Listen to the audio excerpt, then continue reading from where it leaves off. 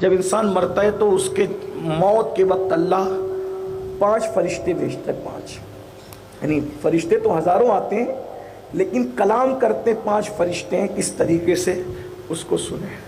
کاش کہ ہم اللہ کو راضی کرنے کے لیے نمازی بنتے, چہروں پہ داڑیاں رکھتے, موبائل کو گندگی سے پاک کر دیتے, اپنی سوچ کو گندگی سے پاک کر دیتے, اپنی فکر کو گندگی سے پاک کر دیتے, اپنی نگاہوں کو گندگی سے پاک کر دیتے, اپنی سماعتوں کو گندگی سے پاک کر دیتے, اپنے لقمے کو حرام گندگی سے پاک کر دیتے, اپنے دل کو غلط سوچ اور افکار سے پاک کر دیتے. نکلو اس گندگی سے. اللہ کے بندے اگر اللہ کو راضی کرنے کی طرف لگ گئے تو زندگی میں وہ مزہ آئے گا کہ مزے کو بھی مزہ آ جائے گا. زندگی کو اگر اصل انجوائے کرنا ہے تو آئیے نا نیکی کرتے ہیں, نیکی کے رستے پہ چلتے. کب تک گناہ کریں گے؟ گناہ میں کوئی فائدہ نہیں ہے. گناہ میں ذلت ہے, گناہ میں بے چینی ہے, گناہ میں بے قراری ہے, گناہ میں تباہی ہے, گناہ میں بربادی ہے. جہاں گناہ ہے وہاں فنا ہے. آؤ, مرنا تو سب کو ہے. مرتے وقت تو 5 فرشتے کیا کہتے ہیں؟ حدیث پاک میں آتا ہے پہلا فرشتہ جب انسان کی روح اس کے حلق میں اٹکتی ہے. کب روح حلق میں اٹکتی ہے؟ روح لقمہ اگر حلق میں اٹکے تو کیا ہوتا ہے؟ جب روح حلق میں اٹکے گی تو کیا ہوگا؟ سوچئے. تو حدیث پاک میں آتا اللہ کے رسول علیہ السلام فرماتے ہیں کہ جب روح انسان کے حلق تک پہنچ کر اٹکتی ہے تو پہلا فرشتہ اسے پکار کر کہتا ہے اے آدم کے بیٹے, اے انسان, کہاں گیا تیرا طاقتور جسم؟ فرشتہ یاد دلاتے ہیں بہت گھمنڈ تھا نا اپنی طاقت پر, بڑا ناز تھا. اسی طاقت اور قوت کی بنیاد پر جرائم اور گناہوں کے اڈوں پر جا کے تو نے اللہ کے غضب کو چیلنج کیا تھا نا. کہاں گیا تیرا طاقتور جسم؟ اور پھر فرشتہ کہتا ہے آج تو کتنا کمزور ہے, تو کتنا کمزور ہے آج. کہاں گئی تیری طاقت؟ تو کتنا کمزور ہے. پھر وہ تیری چر چر چلنے والی زبان سے بہت باتیں کرتا تھا, آج تیری زبان کہاں ہے؟ تو کتنا خاموش ہے, آج تو بولنے کے بھی قابل نہیں ہے. اور پھر فرشتہ کہتا ہے آج تیرے گھر والے, تیرے اعزاء اقربا, تیرے رشتہ دار کہاں ہیں؟ سب نے تجھے تنہا چھوڑ دیا. مرنے والا تو اکیلا ہی مرتا ہے. کروڑ پتی مر رہا ہے, ارب پتی مر رہا ہے, کچھ بھی کوئی بھی مر, لیکن سوچو تو کیسی بے کسی ہے مرتے وقت. اور اس پر فرشتہ کہہ رہا ہے کہاں ہے تیرے رشتہ دار؟ کوئی نہیں آتا بھائی. غالب نے کہا تھا ہم نے مانا کہ تغافل نہ کرو گے لیکن خاک ہو جائیں گے ہم تم کو خبر ہونے تک. توجہ کیجیے. پھر اس کے بعد اللہ کے رسول علیہ السلام فرماتے ہیں دوسرا فرشتہ اس کے سرہانے آتا ہے. اور وہ کب آتا ہے؟ جس وقت انسان کی روح قبض کر لی جاتی ہے اور اس کو کفن پہنایا جاتا ہے. روح قبض ہو گئی اور اب کفن پہنایا جا رہا ہے. سوچئے اور قیمتی قیمتی کپڑوں پہ گھمنڈ کرنے والوں, صرف چند گز کفن میں لپیٹ کر, بغیر سلے ہوئے کپڑے میں لپیٹ کر قبر میں ڈالے جاؤ گے. اور وہ بھی اللہ راضی ہے تو ٹھیک ہے, ورنہ یہ کپڑا بھی جتنے میٹر کا ہوگا یہ جہنم کی آگ کی چادر کی شکل اختیار کر لے گا. بہت مزے لوٹ رہے ہو نا دنیا کے, بہت دن نہیں لوٹنے ہیں. مسلمان ہو تو مسلمان ہونے کا حق ادا کرو, مسلمان ہو تو اسلامی فکر پیدا کرو. ہم یہ نہیں کہتے نہ کھاؤ نہ پیو, سب کرو, اللہ کو مت بھولو, آخرت کو مت بھولو, آخرت کی فکر کرو, آخرت کی تیاری کرو. آقا علیہ السلام فرماتے ہیں جس وقت روح نکلنے کے بعد کفن لپیٹا جاتا ہے اس وقت دوسرا فرشتہ آ کے کہتا ہے اے آدم کے بیٹے, تو نے تنگ دستی کے خوف سے جو مال جمع کیا تھا, نہ حلال دیکھا تھا نہ حرام دیکھا تھا. یہی چل رہا ہے سب, حلال و حرام کی کوئی تمیز نہیں. آنے دو, جیسا آ رہا ہے آنے دو, آنے دو, آنے دو. جھوٹ بول کے آتا ہے آنے دو, سود کے ذریعے آ رہا ہے آنے دو, جوئے کے ذریعے آ رہا ہے آنے دو, ملاوٹوں کے ذریعے آ رہا ہے آنے دو, غریبوں کا حق دبا کر کے آ رہا ہے آنے دو. سوچئے, غور کیجئے, رشوتوں کے ذریعے آ رہا ہے آنے دو. خوب رشوت لی جا رہی ہے, خوب رشوت دی جا رہی ہے. حرام میں ڈوب چکا ہے انسان. فرشتہ روح نکلنے کے بعد کفن پہناتے وقت انسان سے کہتا ہو انسان تو نے جس دولت کو جمع کیا تھا حلال و حرام میں فرق کیے بغیر، آج بتا وہ تیری دولت کہاں گئی؟ تو نے یہ سب کام دولت جمع کرنے کے لیے. آج دیکھو نا دولت جمع کرنے کے لیے تو سب کچھ ہو رہا ہے الا ماشاءاللہ. اور پھر وہ فرشتہ کہتا ہے وہ مکان، وہ گھر جو تو نے تعمیر کیا تھا بربادی سے بچنے کے لیے، تنہائی سے بچنے کے لیے، جو تو نے انس کے لیے، سکون کے لیے مکانات تعمیر کیے تھے، کہاں ہے وہ؟ کہاں ہے؟ ایک بات آپ سے کہوں، کتنا بھی کما لو، دنیا کتنی بے وفا ہے سوچو. اگر 5 کروڑ کا بنگلہ بھی ہے، ڈاکٹر کہتا ہے کہ تمہارے ابا کی طبیعت سیریس ہے، اس کو آئی سی یو میں ڈال دو، بولو کہاں لے کر کے جاتے ہیں؟ بیٹے پوتے نواسے کہاں؟ ہاسپٹل میں ہیں. 5 کروڑ کا بنگلہ رہ گیا پیچھے، بیماری ہوئے بنگلہ چھوٹا، اور کہاں داخل ہو رہے ہیں؟ ہاسپٹل میں. ہاسپٹل میں کرائے کے مکان میں. ہاسپٹل کرائے کا ہی تو ہے. بیڈ کا 2000 دینا پڑے گا، 5000 دینا پڑے گا، 10000 دینا پڑے گا، 25000 دینا پڑے گا، ارے کتنا بھی دو لیکن ہے تو کرائے کا. انسان تیری بے بسی تو دیکھ.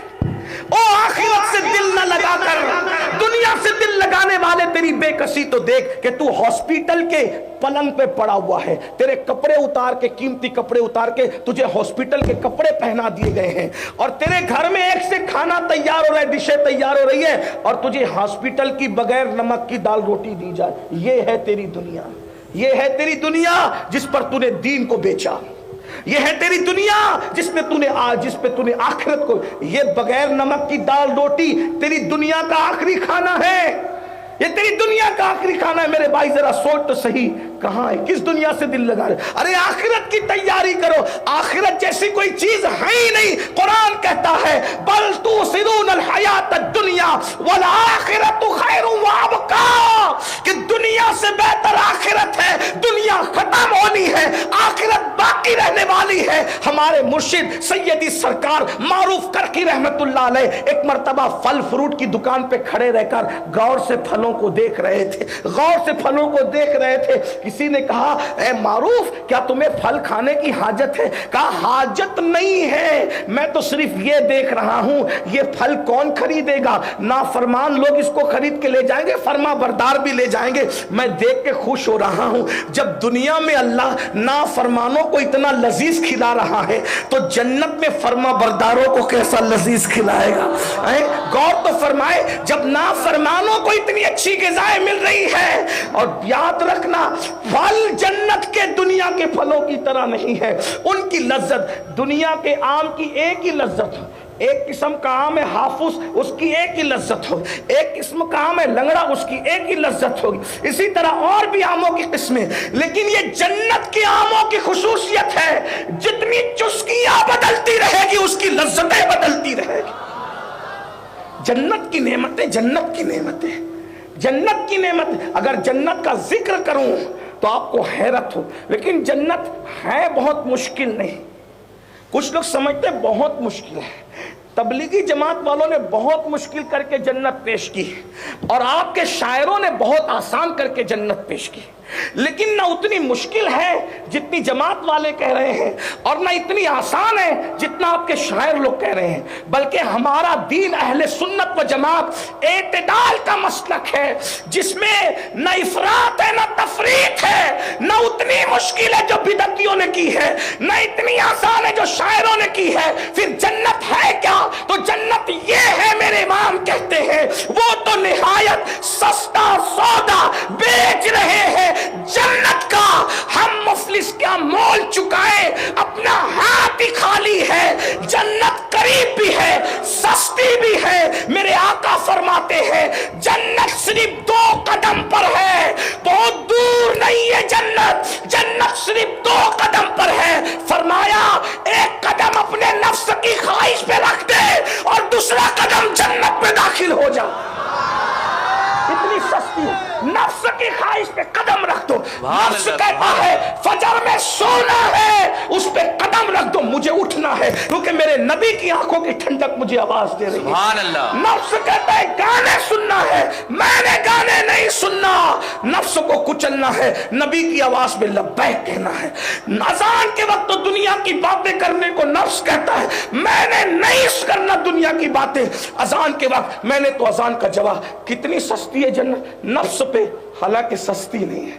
یہی تو بڑی مشکل ہے، نفس کو کچلنا آسان نہیں. نفس کو حضرت سلطان العارفین بایزید بسطامی 40 سال تک روزے رکھتے رہے، نمازیں پڑھتے رہے، بھوکے رہے، درخت کی پتیوں سے روزہ رکھ کر پانی پہ افطار کرتے رہے. پھر بھی ایک دن چیک کیا، نفسانی خواہش ہے کہ چلی گئی. تو اپنے نفس کو دیکھا کہ نفس تو ہے بھائی، اور وہ بھی بچھو کی شکل میں ہے. تو آپ نے کہا 40 سال تک تجھے مار رہا ہوں، تو ابھی تک مرا نہیں. کہا بایزید میں تو ہوں ابھی، اور اس وقت تک رہوں گا جب تک تیری میں باقی رہے. جب لوگ تیرے ہاتھ چومتے تو سوچتا ہے نا کہ میں کچھ ہوں، اس لیے میں باقی ہوں. جب تک تیری میں باقی تب تک میں باقی ہوں. جس دن تم میں ختم کرے گا اس دن پھر میں ختم ہو جاؤں گا. پھر اب میں تجھے ختم کرتا ہوں. اب تک بایزید عزت بچاتا پھرتا تھا، اب بایزید عزت لٹانے آ گیا. کہا کہ میں ختم ہو جائے.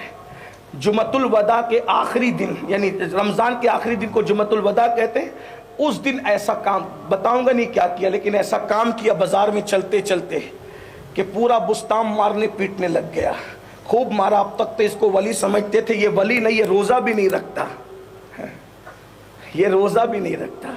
ہمارا پیٹا. یاد رکھنا کون کیا کرتا ہے نہیں کرتا اس کے چکر میں نہ پڑا کر. ہم نے کیا کرنا اس کے چکر میں رہو. پبلک کا کام اتنا ہے، علیکم انفسکم، صرف اپنی فکر کر. ہاں باقی اللہ والے کب کیا کرتے ہیں یہ ہمیں خبر ہی نہیں ہے، اور وہ کیوں کیا کرتے ہیں یہ وہی جانتے ہیں. اس لیے ولایت کی دنیا میں دخل دینے کی کوشش مت کیا کرو، وہ آپ کا سبجیکٹ ہی نہیں ہے.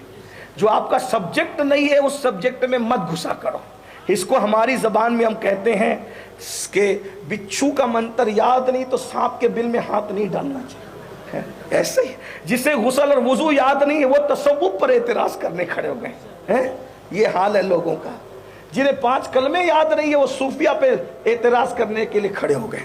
یہ بہرحال میں عرض کر رہا تھا. تو جب خوب مار پیٹ ہوئی، بال بکھر گئے اور خوب بے عزتی ہوئی، تو اب چیک کیا کہ نفس کہاں ہے. کچھ نہیں تھا. تو کہا تیری میں ختم ہوئی تو میں بھی ختم ہوں.